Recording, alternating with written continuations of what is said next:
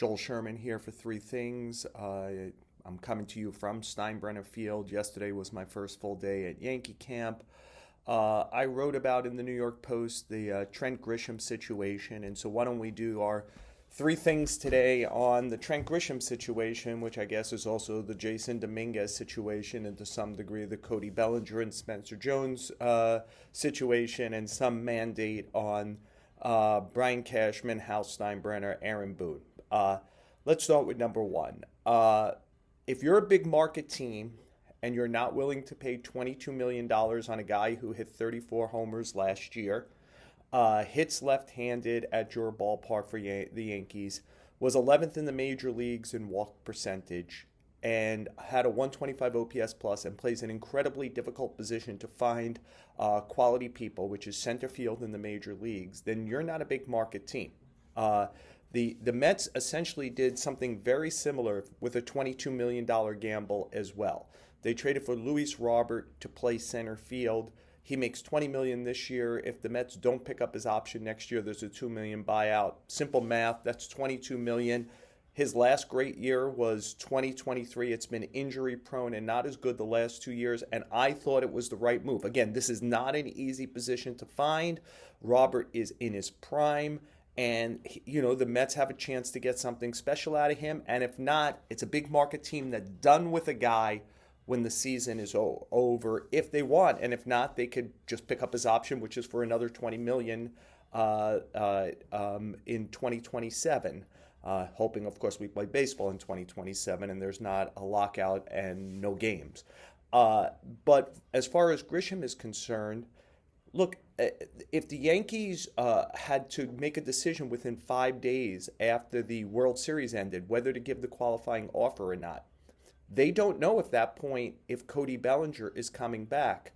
If the Yankees do not give the qualifying offer, and just as important, Grisham doesn't accept it, the Yankees lose even more leverage with Bellinger. I'm not sure he's back here because I'm sure the Yankees would have had a line in the sand for what they were willing to do with Bellinger. And in that case, you might be looking at, they talked a lot to the White Sox about Luis Robert Jr., and you might have Dominguez in left and Luis Robert Jr. in center, Judge and right, and that's it. The Yankees had to make the decision. If they have no Grisham, Bellinger and Scott Boras, his agent, know that there is a level of desperation. And what the Yankees have done the 6 or 7 years that Bellinger wanted, they kept it to 5. They got him back here. And again, I heard that was one of the complaints at the time of the signing was when the Yankees qualified him is, Hal Steinbrenner is cheap and he's not going to bring back Cody Bellinger now. And the Yankees did bring back Cody Bellinger. So let's go to number 2. Do I love this player? I do not. I know what his track record is. There's a guy who even last year hit 230. He's got a low 200 batting average. It was under 200 for the couple of seasons before last year. Last year could have been an aberration. No doubt about it. If you don't like Trent Grisham and you're part of the body language police, and look, I don't like the body language. I don't like what feels like loafing a lot. I think it's very hard to be a center fielder with speed and bat 581 times and have just 9 doubles. I think that suggests that there's not busting it out of the box, and I think it suggests, that there were some doubles left on the table. But again, if this turns out to be an aberration, the Yankees are done with it at the end of the year. If he goes out into the marketplace, my suspicion is that Grisham gets 2 years, or maybe like 3 at 45, 3 at 48, someplace in there. We saw the numbers go up for bats in this marketplace. I think he would have done okay to well. And quite frankly, because I'm not sure about Trent Grisham, and you're a big market team, you're much better off having him for 1 year at 22 than 3 years at 45, say. And then if it turns out to be an aberration, if you got the 3 years, you got to live with it for 2 more years. In this situation, if he's struggling in April, May, June, you could always turn to a Jasson Domínguez, a Spencer Jones, the trade market, and then you're done with the contract at the end of the season. So, and go with it what you want, but The guy had a ton of big hits last year, and all the underlying numbers that the Yankees in their analytics department like, as far as like hard hit rate and discerning ball from strike and swinging at strikes, etc., were really good for Grisham. Does it suggest that a very talented guy had something click? In which case, 22 million might actually be a bargain if he repeats something like last year. It's possible. Again, I don't love the player, but I just think for if you're a big market team, Luis Robert, not exactly sure he's going to have a good year. Trent Grisham, not exactly sure he's going to have a good year, but for 1 year, $22 million investments in this age for a big market team, you got to go for it, I think. Which brings us to number 3. There was a lot of bemoaning of once the Yankees got Grisham, what does that mean for Jasson Domínguez? He's being blocked, etc. Let's remember, Jasson Domínguez was the everyday left fielder for the Yankees last season, and his at-bats began to go away in the last 2 months for the most fair market reason possible. He was outplayed by Trent Grisham. Grisham played great, and Dominguez continued to struggle. He's a switch hitter who struggled against lefty pitching as a righty hitter, and he's a guy who continued, even if he got a little better in left field, it was still below average. So to me, these are the Yankees. If it's the White Sox, if it's the Rockies, it's a few other rebuilding teams, you just put Dominguez in left field and see what another 500 to 650 plate appearances look like.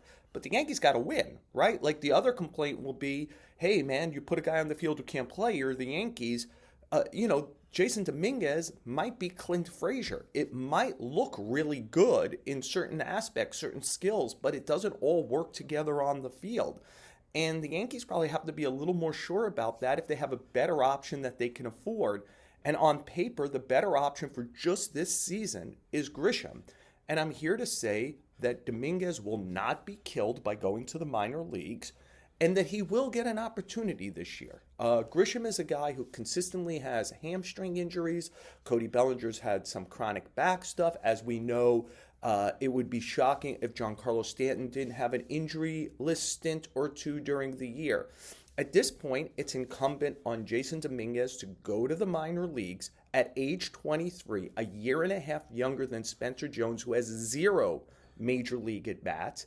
Go to the minor leagues, outplay Spencer Jones so that when the call comes, and the call will come, it will be for him. And the one thing he'll get in the minor leagues that he can't hear, remember, Aaron Judge's going to play every day. The other 2 players are lefties, are Bellinger and Grisham, who are, they're going to start against all righties. What you would want is a right-hand hitting outfielder to complement Grisham, who had some history where he was good against lefty pitching, but he wasn't good last year. So if you had the righty hitter who could really hit, you could put Bellinger in center, and you could put that guy in left. Well, Dominguez is a switch hitter. Go down. It wasn't good last year from the right side. It's his natural side, but it wasn't good. Go to the minor leagues. Do what you really haven't been able to do for a long time, which is just play a lot consistently, see a lot of lefty pitching, and see if you could get that in order. See if you could get yourself to major league average in left field. He's still a young man. There is a pathway both back here or to building up his trade value so the Yankees get something in July and Dominguez gets a full-time shot in a different marketplace. His career is not over by going to the minor leagues. Outplay Spencer Jones, get back here, play well, and something will open up. The Yankees are not in the business of not playing their best players. You know how we know that? Because they pulled Dominguez out of the regular lineup last year for a guy who was outplaying him. That was Trent Grisham. I think for $22 million, the Yanks had to see Trent Grisham again to see if that was an aberration or not.